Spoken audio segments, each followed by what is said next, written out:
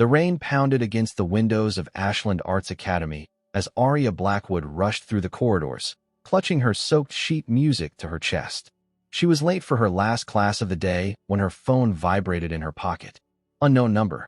She almost ignored it, but something made her answer.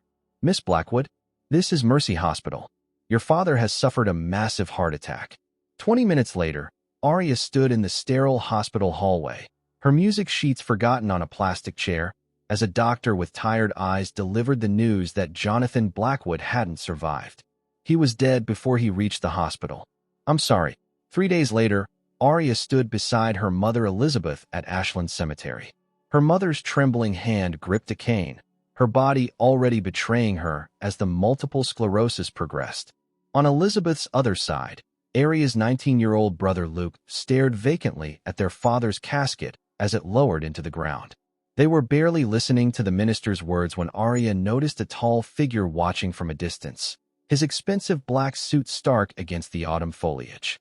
"Who's that?" Luke whispered, following her gaze. The stranger turned and walked away before Aria could respond, disappearing into a sleek black car. A week after the funeral, reality crushed whatever grief Aria had been processing. 2 men in tailored suits arrived at their modest home with documents bearing the letterhead of Grant Innovations. "Your father owed Mr. Grant $7 million, explained the older lawyer, sliding papers across their kitchen table. "The debt is now due in full." "That's impossible," Elizabeth whispered, her hands shaking worse than usual. "Jonathan would never." "Your husband falsified financial records, Mrs. Blackwood," the second lawyer cut in. "The evidence is irrefutable." Aria's mind raced. Her mother's medical bills were already overwhelming, and Luke had just started college on a partial scholarship. They would lose everything. "We can't possibly pay that amount," Aria said, her voice steadier than she felt. The first lawyer nodded. "Mr. Grant anticipated your response. He's prepared to offer an alternative arrangement." He produced another document, thicker than the first. Aria scanned the first page, her blood turning cold. "Marriage?" she whispered. "He wants me to marry him? For 1 year, minimum. No divorce during that period. After that, the debt will be considered paid in full, and you'll be free to go your separate ways." The lawyer's tone was matter-of-fact, as if arranging the sale of property. "Mr. Grant has also offered to cover your mother's medical expenses during this time, and your brother's tuition." "Why would he want this?" Aria demanded. The lawyers exchanged glances. "Our client's motivations are not our concern, Miss Blackwood. You have 24 hours to decide." After they left, Elizabeth broke down. "You can't do this, Aria. We'll find another way." But they both knew there was no other way. The house was already remortgaged to pay for Elizabeth's treatments. Luke's education was hanging by a thread. "I'll be fine, Mom," Aria assured her, even as her stomach twisted with dread. "It's just 1 year." The next morning, she called the number the lawyers had left. By afternoon, papers were signed. By evening, she stood at her father's grave, searching for answers from a man who had apparently taken secrets to his grave.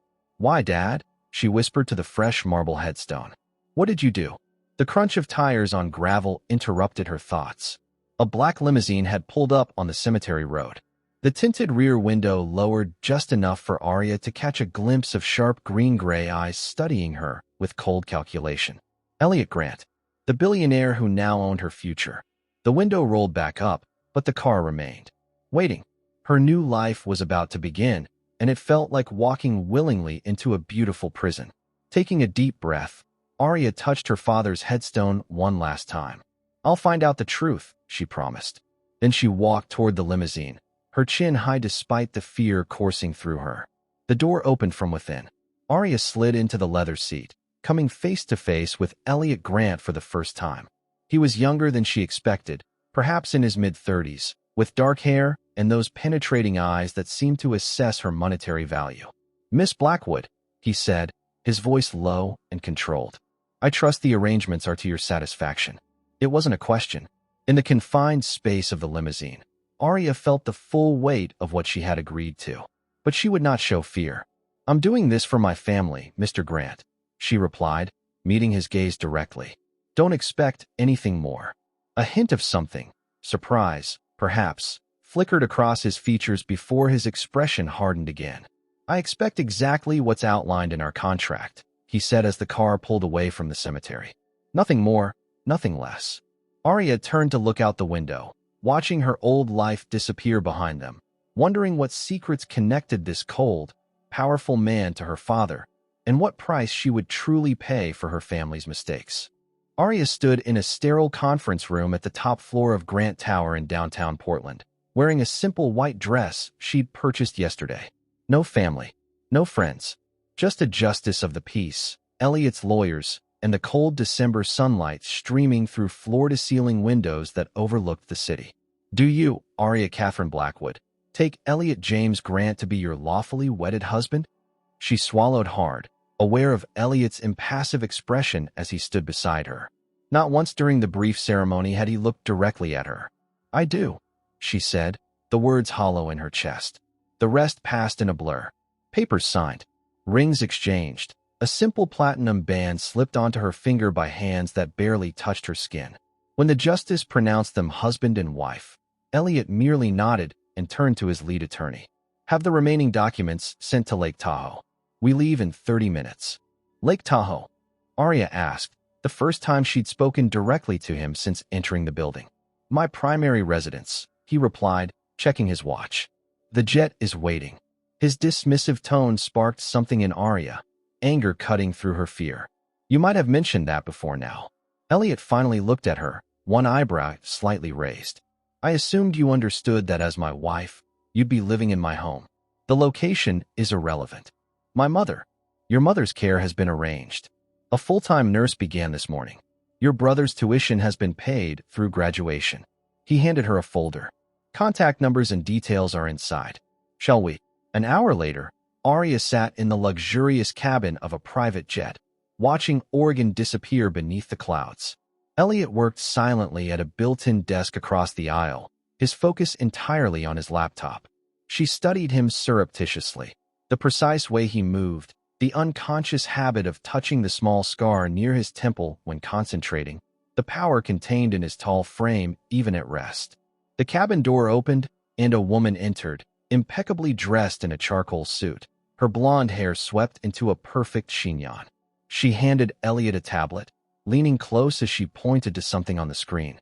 The Hong Kong investors are getting impatient, she said, her voice low but carrying enough for Arya to hear. Maxwell thinks we should agree to their terms. Maxwell doesn't make those decisions, Elliot replied curtly, taking the tablet.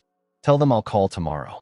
The woman straightened, her gaze shifting to Arya with barely concealed curiosity. Elliot followed her look, his expression unreadable. This is Vanessa Morrison, my executive assistant, he said perfunctorily. Vanessa, my wife, Arya. Vanessa's perfect smile didn't reach her eyes. Congratulations, Mrs. Grant. What a surprise this marriage has been for everyone. Before Arya could respond, Vanessa leaned down, ostensibly adjusting a file on Elliot's desk, and whispered just loud enough for Arya to hear.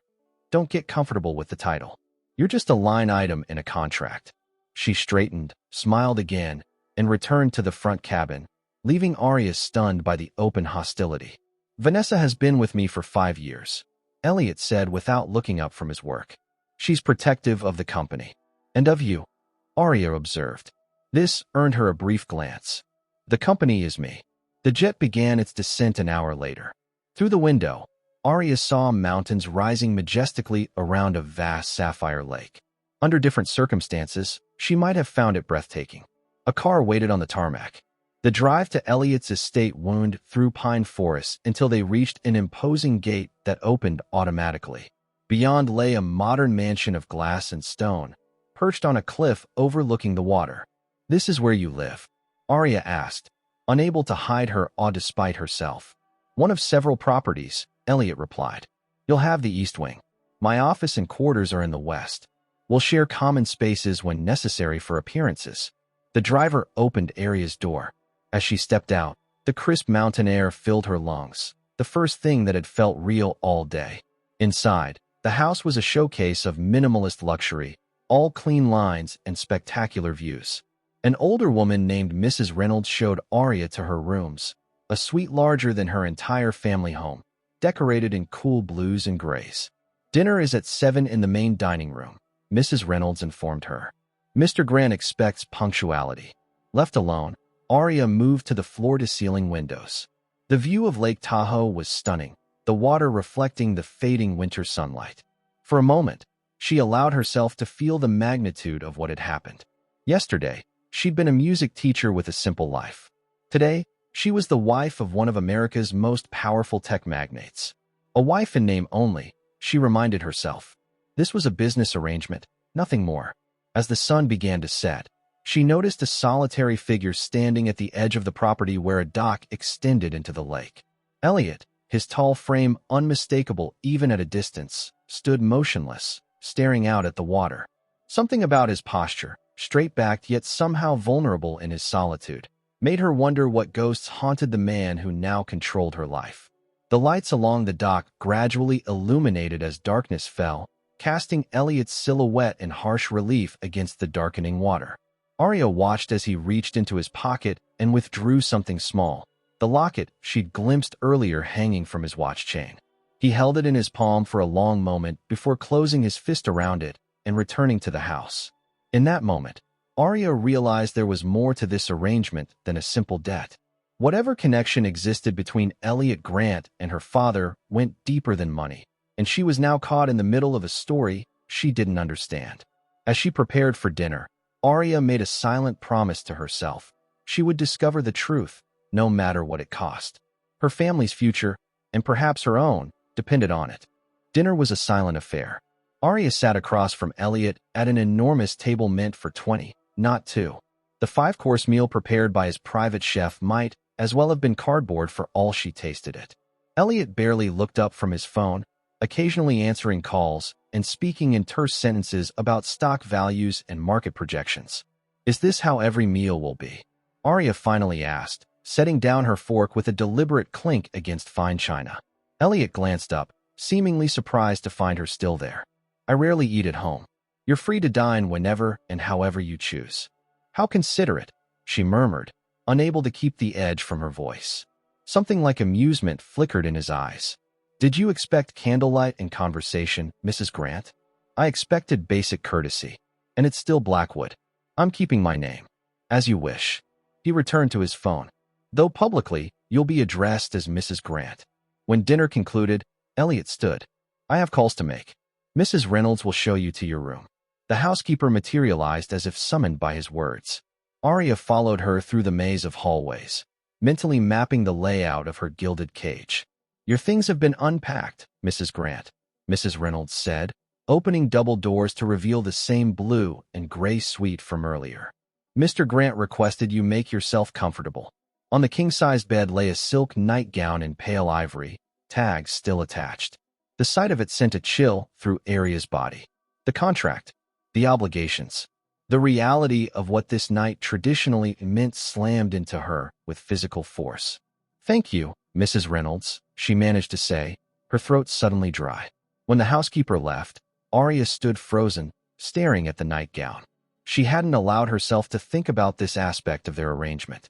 The contract had specified a complete marital relationship, but Elliot had been so cold, so distant, she'd convinced herself it might be only for appearances. She showered, the hot water doing little to calm her nerves.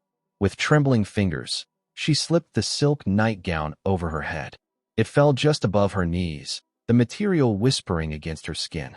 The clock on the nightstand showed 11:30 when she heard footsteps in the hallway.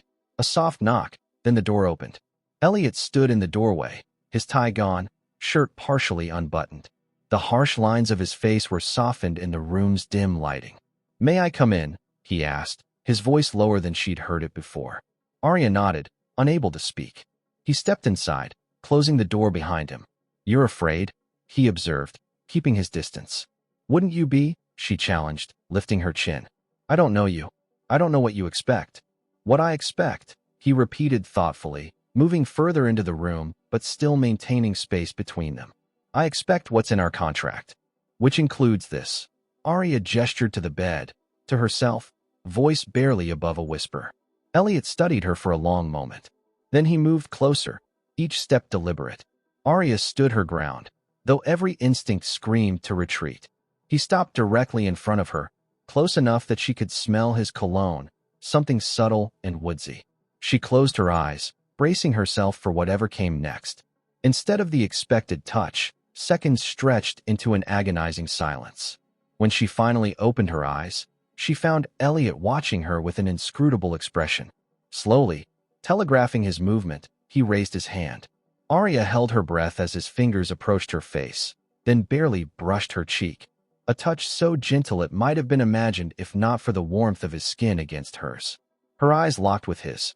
For an instant, something shifted in those gray-green depths: surprise, confusion, vulnerability. The moment stretched between them, electric and unexpected. Then, as if burned, Elliot jerked his hand away. He took a step back, his expression shuddering closed. "This was a mistake," he said, his voice rough. "What was?" Arya asked, her pulse racing from that brief connection. "This arrangement." He ran a hand through his hair, disturbing its perfect order. "The physical aspect. It's unnecessary." The sudden reversal left her disoriented. "But the contract." "The contract stands. But this." He gestured between them. "Will be an appearance only. You'll have your privacy." Relief mingled with inexplicable disappointment. "Why the change of heart?" His jaw tightened. "It's not a change of heart. It's a practical decision. There are already enough complications." He moved toward the door. "You'll have this suite to yourself. We'll maintain appearances publicly when required. That should satisfy the terms." "Elliot," she called as his hand touched the doorknob, the first time she'd used his first name. He paused but didn't turn. "Why did you really want this marriage? It wasn't just about my father's debt, was it?" The silence stretched so long she thought he wouldn't answer.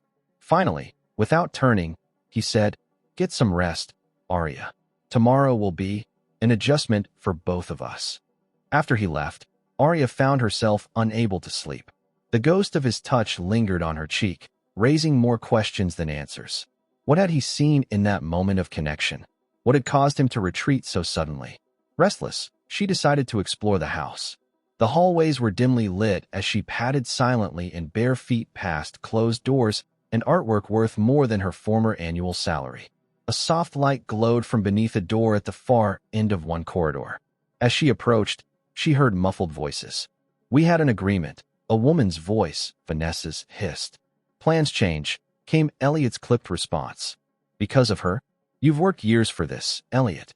Don't throw it away over some misplaced guilt." "That's enough, Vanessa.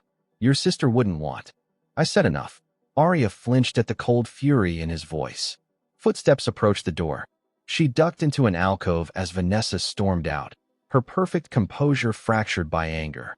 The woman paused, as if sensing Arya's presence, then continued down the hall. Curious, Arya approached the now vacant room. The door was ajar, revealing an office with one wall entirely of glass overlooking the moonlit lake. She was about to turn away when something caught her eye. A small wooden box opened on Elliot's desk. Against her better judgment, she slipped inside. The box contained what looked like mementos, a child's charm bracelet, a faded photograph, and the locket she'd seen earlier. Heart pounding, she picked up the locket and opened it. Inside was a photo of a young woman with Elliot's eyes and gentle smile. Written in tiny script along the edge, "Corinne, always remember." The sound of approaching footsteps sent panic through her veins. She quickly replaced the locket and backed away, looking for somewhere to hide. Too late. Vanessa stood in the doorway, her expression shifting from surprise to cold calculation. "Looking for something to use against your husband already, Mrs. Grant?" Vanessa's voice dripped with disdain. "Who is she?" Arya countered, nodding toward the locket. "Corinne." Something flashed in Vanessa's eyes. Pain, perhaps. "Someone your father helped destroy." She stepped closer, her perfume overwhelming in the confined space. "Whatever game you're playing, whatever you think you're going to get from this arrangement, understand this. Elliot Grant isn't a man to be manipulated. He's lost too much already." "I'm not trying to manipulate anyone," Arya protested. "I'm trying to understand what's happening." "What's happening," Vanessa said, taking the locket from the box and snapping it shut, "is that you've stepped into a story that began long before you arrived. A story your father helped write when he betrayed this family." Before Arya could respond, Vanessa added, "Go back to your room, Mrs. Grant. This isn't a part of the house you want to be found in." Arya retreated, her mind racing with new questions. The woman in the locket. Elliot's reaction to their brief touch. Vanessa's cryptic warnings. Her father's connection to it all. Whatever web she'd been caught in was more tangled than she'd imagined, with threads stretching back years before she'd ever heard the name Elliot Grant. 3 weeks passed in a strange rhythm of avoidance and surveillance. Arya rarely saw Elliot, who seemed to deliberately schedule his time at the mansion when she was least likely to be in common areas. She took breakfast early. He appeared for coffee after she'd gone. She spent afternoons in the library. He worked late into the night in his office. Yet she never quite shook the feeling of being watched. Vanessa appeared without warning, ostensibly checking that Arya had everything she needed, her smile never reaching her eyes. Mrs. Reynolds reported her daily activities in whispered conversations that ceased when Arya entered rooms. The isolation might have been unbearable if not for her discovery of the music room. Hidden in the east wing behind heavy double doors, the space held a magnificent Steinway grand piano positioned before floor-to-ceiling windows overlooking the lake. The room appeared unused, a fine layer of dust covering the piano's gleaming surface, but the instrument itself was perfectly tuned. On the fourth morning, Arya's fingers found the keys as naturally as breathing. She played softly at first, simple etudes and exercises, afraid of disturbing the mansion's oppressive silence. By the second week, starved for emotional expression, she lost herself in Chopin nocturnes and Debussy preludes, music flowing from memory, filling the empty spaces inside her. "You play beautifully." Arya's hands froze mid-phrase. Elliot stood in the doorway, his tall frame silhouetted against the hallway light. She hadn't heard him approach. "I didn't mean to stop you," he said, remaining at the threshold as if unwilling to enter her sanctuary. "I didn't know anyone was listening." She closed the piano lid slowly. "I hope I wasn't disturbing you." "Quite the opposite." A pause. "My mother played." This was her piano. The personal detail surprised her. Was she a professional? She could have been. His voice held something she hadn't heard before. Warmth, perhaps nostalgia. "She taught at Juilliard before marrying my father." "Like me," Arya said without thinking. "I mean, I taught music. Not at Juilliard, obviously." Elliot's expression shifted subtly, the momentary openness vanishing. "Yes, I know." Of course he knew. He probably knew everything about her life before their arrangement. While she remained in the dark about him, about why she was really here. He turned to leave, then hesitated. "Feel free to use this room whenever you like." The piano shouldn't sit silent. That evening, a leather-bound book of rare Chopin manuscripts appeared on her bed. No note, no explanation. Just an offering she understood immediately. The next morning, Arya ventured outside for the first time since arriving. January in Lake Tahoe meant snow-covered grounds and biting cold, but after weeks of confinement, she welcomed the shock of fresh air. Bundled in a coat she'd found in her closet, an expensive down parka that fit perfectly, she wandered the terraced gardens now dormant under winter's blanket. Near the greenhouse, she spotted an elderly man carefully clearing snow from a stone pathway. He straightened when he saw her, removing his worn cap. "Good morning, Mrs. Grant," he called, his weathered face creasing in a genuine smile, the first she'd seen since arriving. "Good morning," she replied, approaching him. "I'm Arya. Harold Winters, head groundskeeper." He gestured to the property stretching before them. "Been tending these grounds for 35 years, since Mr. James Grant first built this place." "Elliot's father?" Harold nodded. "Fine man, Mr. James. And Mrs. Elizabeth. She's the one who designed these gardens. Used to play that piano you've been bringing back to life." Arya felt a flutter of connection to the unknown woman who had played the same keys. "You've been here a long time. You must know the family well." Harold's expression grew guarded. "Well enough, ma'am. Please, call me Arya." She hesitated, then asked, "Did you know someone named Corinne?" The change was immediate. Harold's friendly demeanor shuddered, his gaze darting toward the main house. Miss Corinne was Mr. Elliot's sister. Beautiful child. Loved music like her mother. Harold adjusted his cap. "She passed. About 7 years back now." He picked up his snow shovel. "Excuse me, Miss Arya. The east pathways need clearing before the temperature drops." He hurried away, leaving Arya with more questions than answers.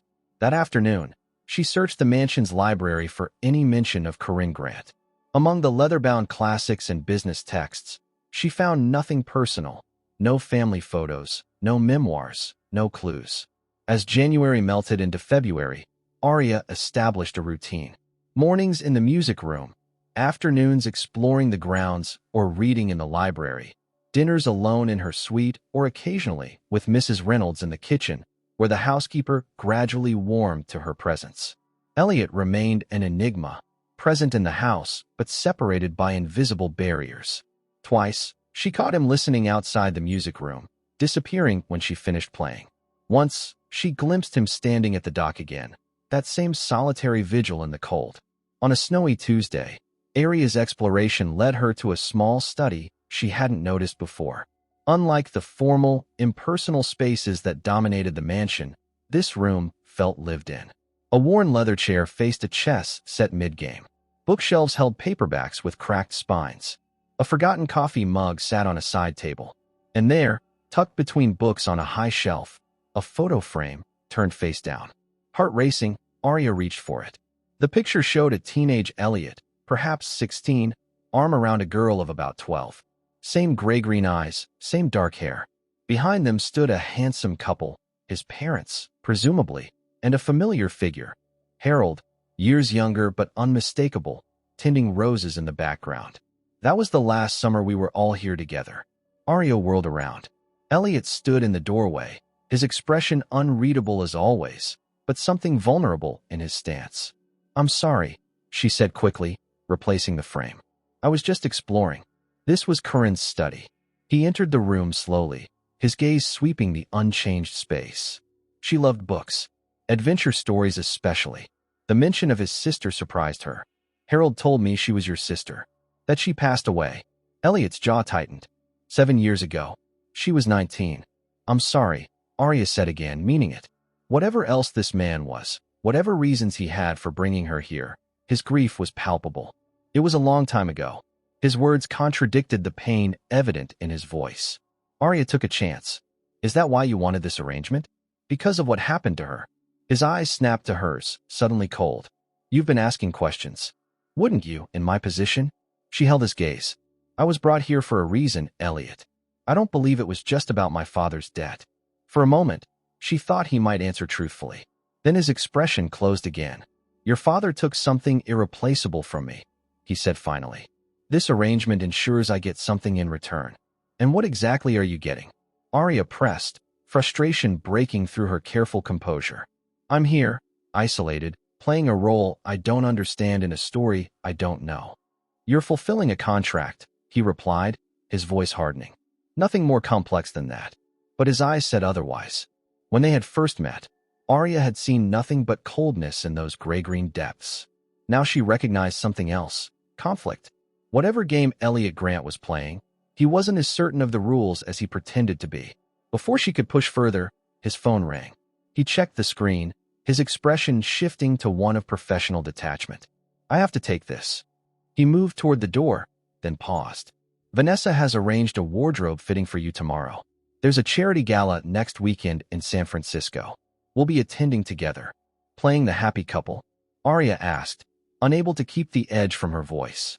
Something like a smile touched his lips, gone so quickly she might have imagined it. "Playing our parts, Mrs. Grant. That's what we agreed to." After he left, Arya remained in Curran's study, feeling the ghost of the young woman's presence in the worn books and half-finished chess game. Whatever connection existed between her father and Curran's death, it had brought Arya into this house for a reason.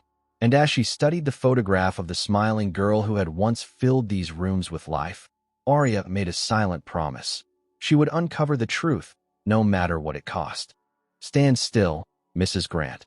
The tailor muttered around a mouthful of pins as he adjusted the hem of the sapphire gown draped over Arya's frame. Vanessa circled like a hawk, her critical gaze missing nothing. "The neckline should be lower. This isn't a convent fundraiser." "The neckline is fine," Arya countered, meeting Vanessa's eyes in the mirror. 6 months had passed since her wedding day. 6 months of careful boundaries and watchful distance in the Lake Tahoe mansion. This would be their first public appearance together, a charity gala benefiting the Grant Innovation Foundation's medical research program. Elliot expects his wife to make an impression, Vanessa insisted, her smile sharp. "You'll be meeting board members, investors, family friends. People who knew the Grants before you appeared. The implied message was clear: you don't belong in this world. I'll make my own impression. Thank you, Arya replied, lifting her chin. Half a year in this gilded cage had taught her to stand her ground, especially with Vanessa. The door opened, and Elliot entered, impeccable in a charcoal suit. He stopped abruptly at the sight of Arya on the fitting platform. Well, Vanessa prompted when he remained silent. Should we adjust the neckline? Elliot's gaze swept over Arya once, his expression carefully neutral. The dress is perfect as it is. You have excellent taste, Arya. The compliment, unexpected and delivered in front of a visibly irritated Vanessa, caught Arya off guard. Thank you. The jet leaves at 4, he continued, checking his watch. The Fairmont has prepared the presidential suite. We'll return Sunday morning. 2 nights in San Francisco, Vanessa interjected. Don't forget the investor breakfast on Saturday. And Maxwell wants a private meeting beforehand. Elliot's jaw tightened at the mention of his uncle. I'll speak with Maxwell at the event, not before. He's still the vice president of the company, Vanessa reminded him. And your father's brother. I'm aware of who Maxwell is. Elliot's voice held a warning. He turned to Arya. We leave in an hour.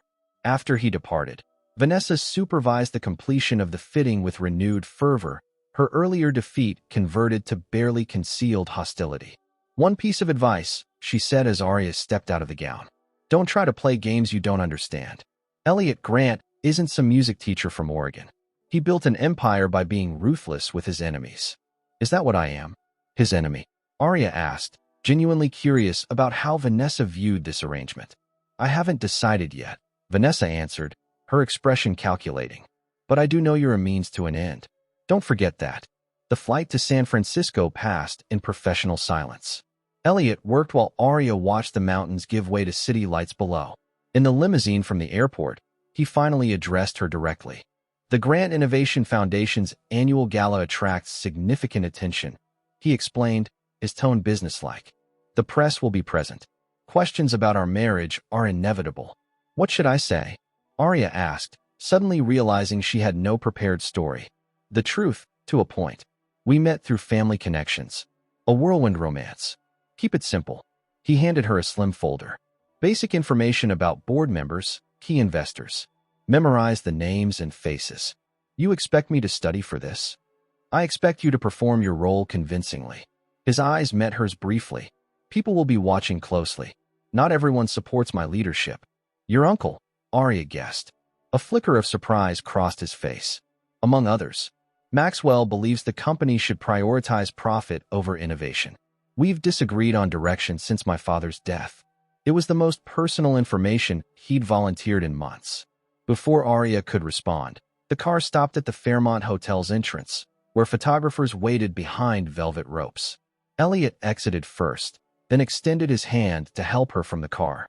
As camera flashes erupted, he leaned close, his breath warm against her ear. Smile, Mrs. Grant. The show begins now. His arms slid around her waist, firm and possessive, as they walked the gauntlet of photographers. Arya forced a smile, acutely aware of his touch, the first deliberate contact since that night in her bedroom months ago. The presidential suite occupied the entire top floor, with panoramic views of the bay.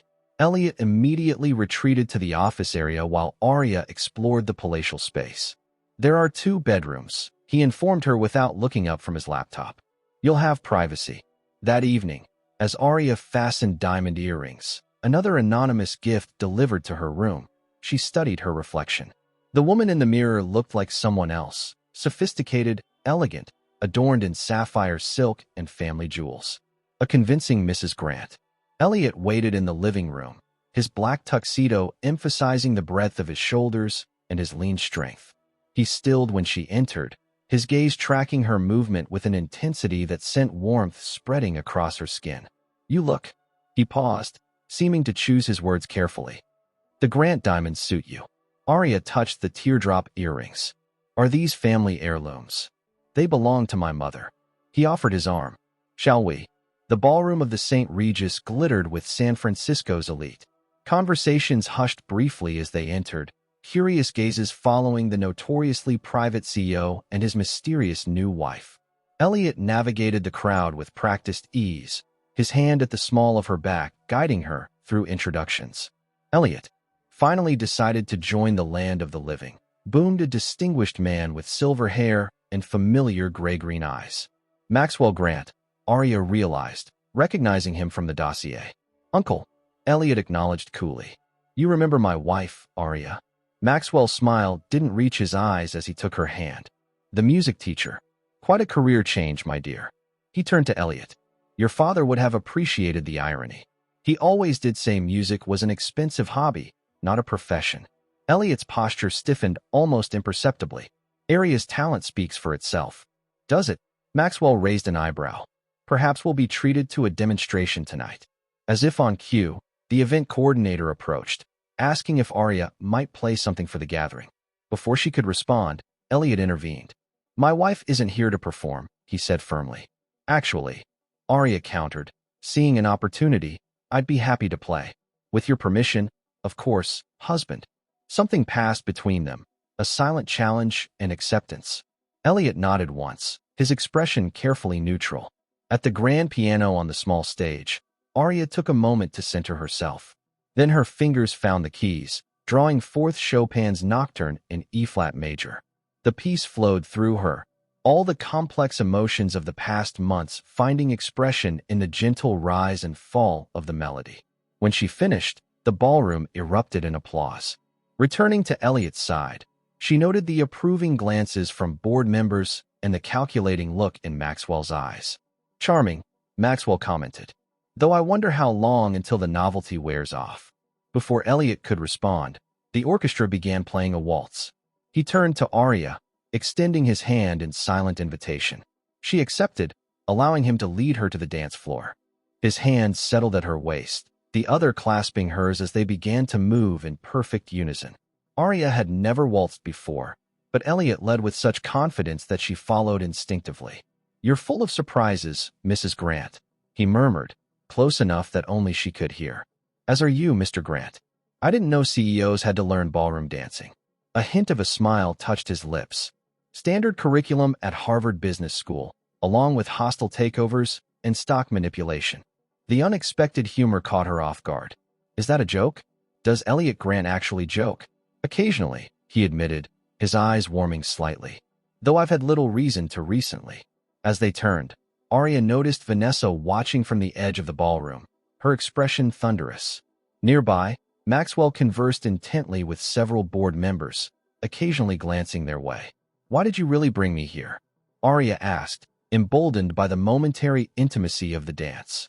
We've barely spoken for months, and suddenly I'm being paraded before the board. Elliot's jaw tightened, but his steps never faltered. Perception is reality in business, Arya. A stable personal life projects confidence to investors. Is that all this is? A business strategy? His eyes held hers for a long moment. Why did you accept my proposal? It wasn't just for your family's financial security, was it? The question struck too close to truths Arya had barely admitted to herself. Her curiosity, her determination to understand what connected her father to this man. You know why? She replied softly. The same reason you offered it. We both want something beyond what's written in that contract. For a heartbeat, the careful mask he always wore slipped, revealing complexity beneath the controlled surface. Vulnerability, doubt, even desire.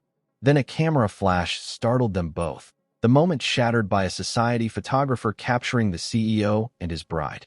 Elliot stepped back, his expression closing again. You should circulate.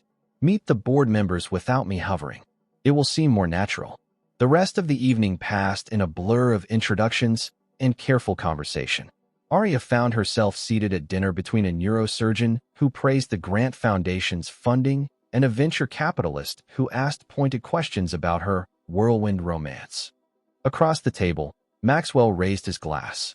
To new partnerships, he announced, his gaze moving meaningfully between Arya and Elliot, and to finishing what was started long ago. The cryptic toast raised murmurs of confusion, but Elliot merely nodded tightly, his eyes never leaving his uncle's face. Later, as guests began departing, Arya overheard Vanessa's voice from behind a partially closed door. The board is wavering, she said urgently. Maxwell's been planting doubts for months. We need those documents before the quarterly meeting. And we'll have them. A male voice replied, Maxwell himself. Tonight's little display changes nothing. She has no idea what she stepped into. Arya moved closer, straining to hear. Everything is proceeding according to plan, Maxwell continued. Our friend at the Chronicle will run the story tomorrow. By the time Elliot realizes what's happening, it will be too late. Heart racing, Arya retreated silently. Whatever game was being played around her, the stakes were clearly higher than she'd realized. And somehow, she'd become a key piece on the board. Rain lashed against the windows of San Francisco General Hospital as Arya paced the waiting room. 16 hours had passed since Elliot's car had skidded off the rain-slicked coastal highway. The doctor's words echoed in her mind.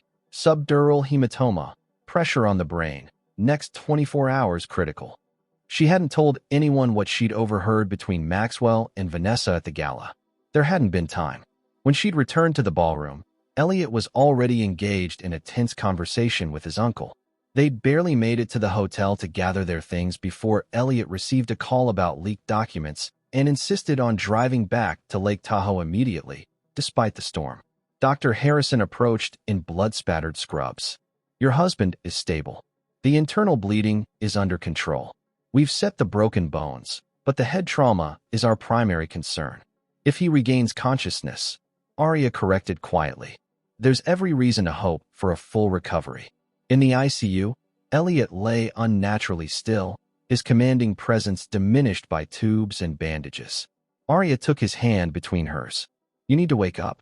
There are too many unanswered questions. The door opened, revealing Vanessa with reddened eyes and a wrinkled suit. This is your fault, she said. If you hadn't distracted him. My fault, Arya interrupted. I heard you and Maxwell at the gala, planning to undermine him.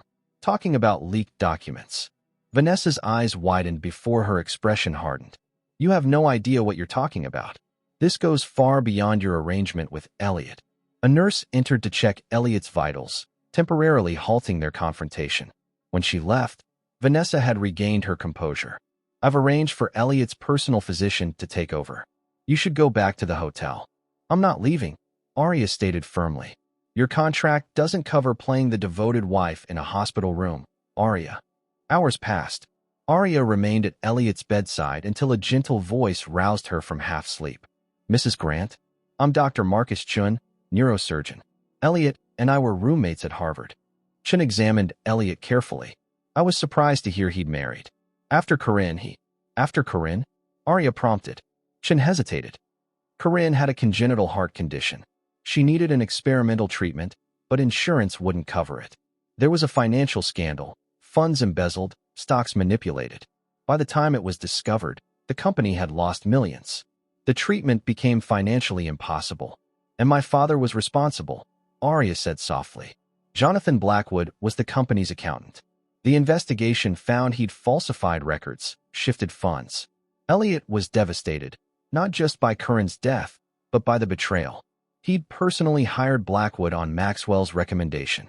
The full picture was finally becoming clear. This marriage wasn't just about debt. It was about unresolved rage and grief over his sister's death. For what it's worth, Chun added before leaving, I've never seen Elliot look at anyone the way he watched you at the gala. When I called during your piano performance, he refused to leave until you finished. Said he didn't want to miss a note. Arya squeezed Elliot's hand. I understand now. But there's more to this story, isn't there? I need you to wake up and tell me your side. The monitor tracking Elliot's brain activity spiked. His fingers twitched in hers, then his eyelids fluttered. Doctor, Arya called. He's waking up. After Chun removed the breathing tube, Elliot's eyes found Arya's face. What? Where? His voice was barely audible. Hospital. Accident. You've been unconscious for almost 24 hours. Recognition dawned, followed by alarm. The documents. Don't worry about that now, Chun interjected. But Elliot's gaze remained locked on Arya. My jacket. Inside pocket.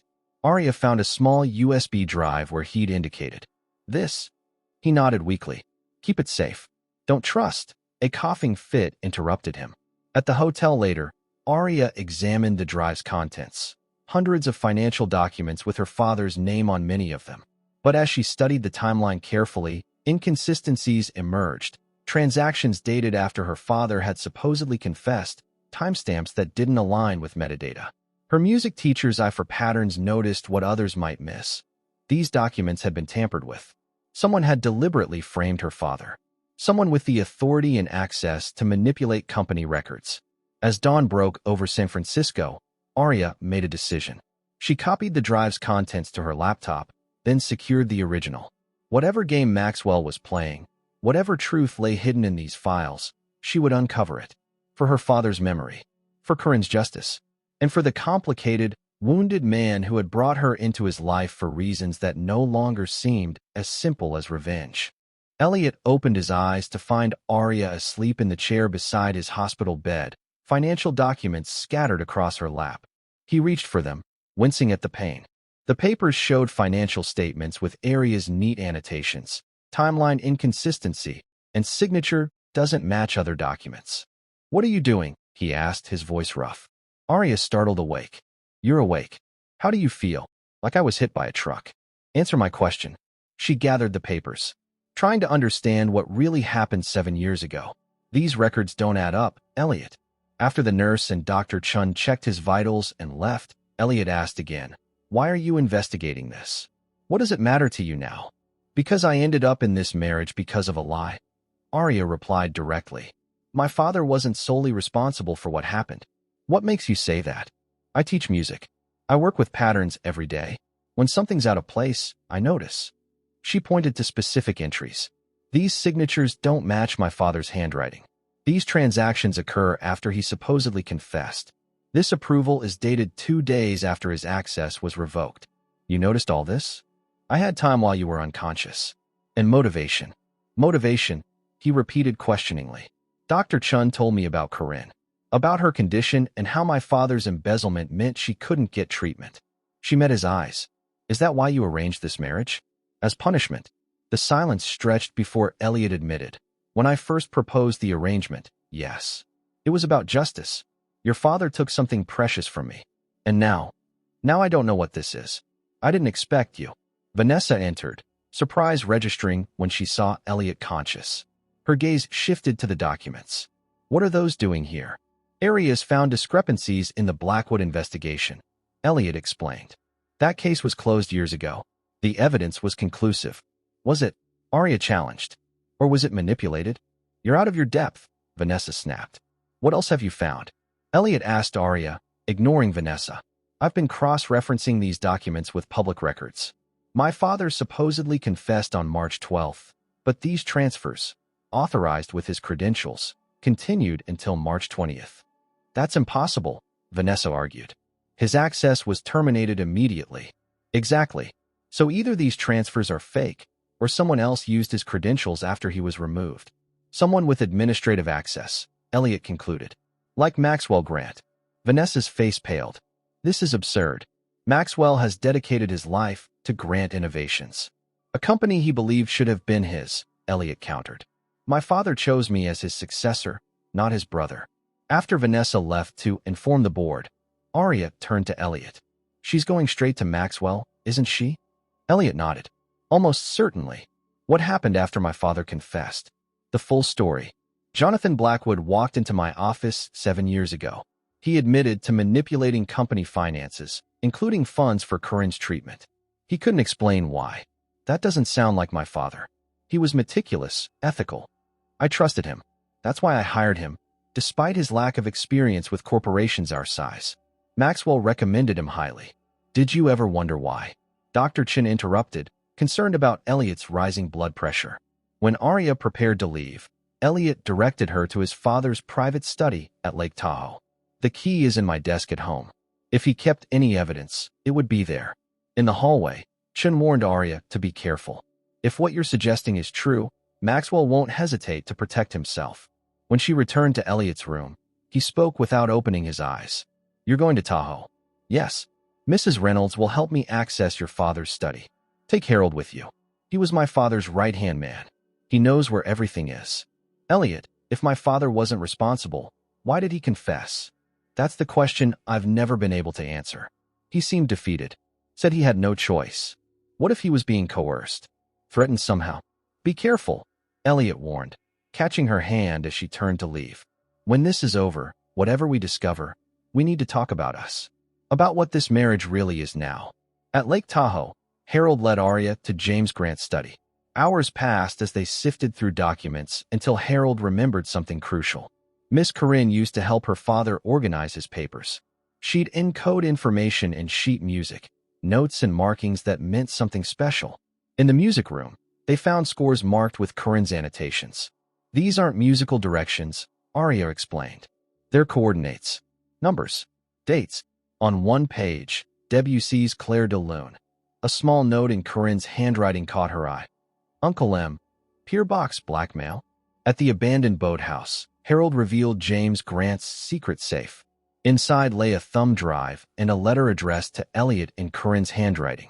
The drive contained security footage showing Maxwell threatening Jonathan Blackwood. You'll confess to everything, or your daughter's medical school acceptance will disappear. Your son's scholarship too. Your wife's health insurance. Everything. Why are you doing this? Jonathan asked. I discovered your embezzlement by accident. The company should have been mine, Maxwell replied. Elliot is too soft, spending millions on medical research rather than maximizing profits. Corinne's treatment was never going to work. I simply redirected funds to more profitable ventures. And let her die, Jonathan said quietly. Business requires hard decisions. Now sign, or your family suffers next. Tears streamed down Arya's face as she watched her father sacrifice his reputation to protect his family. Corinne's letter revealed she had discovered Maxwell's embezzlement and begun gathering evidence, planning to reveal everything after her surgery, a surgery that never happened because Maxwell diverted the funding. As they prepared to leave, Mrs. Reynolds called with urgent news. Maxwell and Vanessa were searching Elliot's office at the mansion. Take this car back to San Francisco, Harold instructed. I'll delay them. Driving away, Arya called Dr. Chun. Don't let anyone near Elliot. Maxwell knows we're onto him. I'm coming back with proof. 7 years of lies were about to unravel, and Arya prayed she'd reach Elliot before Maxwell realized just how much they'd discovered. Traffic crawled through San Francisco's rain-soaked streets as Arya clutched the evidence that would vindicate her father and expose Maxwell's treachery. Each red light increased her anxiety. Twice she tried calling Dr. Chun, but hospital reception swallowed her calls. When her phone finally rang, it was Harold, his voice tight with urgency. Miss Arya, they know? Mrs. Reynolds overheard Maxwell on the phone. They're sending someone to intercept you. Arya's hands tightened on the steering wheel. I'm almost at the hospital. Be careful. That man has spent years hiding this truth. He won't stop now. The hospital parking garage was nearly empty when she arrived. Keeping to the shadows, she hurried toward the service entrance Chun had told her to use. Rain pelted her face as she ran, the thumb drive and documents secure in her waterproof bag. A dark figure stepped from behind a concrete pillar. Vanessa, perfectly composed despite the downpour, blocked her path. Give me the drive, Arya. How did you get here so fast? Private jet. Advantages of working for a billionaire. Vanessa extended her hand. Maxwell is willing to be generous. A divorce settlement that will set your family for life. All he wants is that drive and your silence. And Elliot? What happens to him? He'll be taken care of. The coldness in Vanessa's voice sent a chill through Arya that had nothing to do with the ring. You're in love with him, aren't you? That's why you've helped Maxwell all this time. He promised you Elliot. Something flickered in Vanessa's eyes. I've spent 7 years by his side, watching him destroy himself over a sister who was already dying. Maxwell understands what Grant Innovations needs, what Elliot needs. And what's that? Direction, purpose, freedom from guilt. You mean control, Arya countered. Elliot would never forgive you for this betrayal. Vanessa's perfect composure cracked. He never even sees me. Not until you came along. Then suddenly he's dancing at galas, listening to piano music, looking at people like they matter. You hate me because he notices me, Arya realized. I hate you because you've made him weak when we need him strong. Vanessa stepped closer. The thumb drive. Now. No. Vanessa reached into her jacket, revealing a small pistol. I'm not asking. Vanessa. Maxwell's voice echoed across the garage as he emerged from a black sedan. That's not necessary. He approached with the confidence of a man accustomed to getting his way. Mrs. Grant, let's be reasonable. Whatever you think you found, it can be explained. Business is complex. Decisions made during crises aren't always clear-cut, like embezzling funds meant for your dying niece's treatment. Arya challenged. Like framing my father when he discovered your crimes? Was that just a complex business decision? Maxwell's smile tightened. Your father was in over his head. I offered him a way out that protected your family. By destroying his reputation. By making his last years miserable with guilt. Collateral damage. The company survived. Thousands of jobs were preserved. And you nearly had control, Arya added. Until Elliot refused to give up. Maxwell's facade of reasonableness slipped. Elliot is his father all over again. Brilliant, but naive. Believing medical research should take precedence over profit. The board wants results, not humanitarian projects. The board will want the truth. About Curran's treatment. About my father. About you. The board, Maxwell said coldly, will never hear your theory. Now the drive. It's too late, Arya bluffed. I've already sent copies to the district attorney and the SEC. Maxwell laughed. No, you haven't. You came straight here from Tahoe. No time for strategic planning. He nodded to Vanessa. The drive. Then ensure she won't be speaking to anyone. Vanessa raised the gun, but her hand trembled slightly. You're not a killer, Vanessa, Arya said softly. Whatever you've done, there's a line you haven't crossed. She doesn't need to be, Maxwell replied. A tragic accident. The grieving widow, distraught over her husband's condition, takes her own life in the hospital parking garage. That won't be necessary, Uncle. The voice, weak but commanding, froze everyone.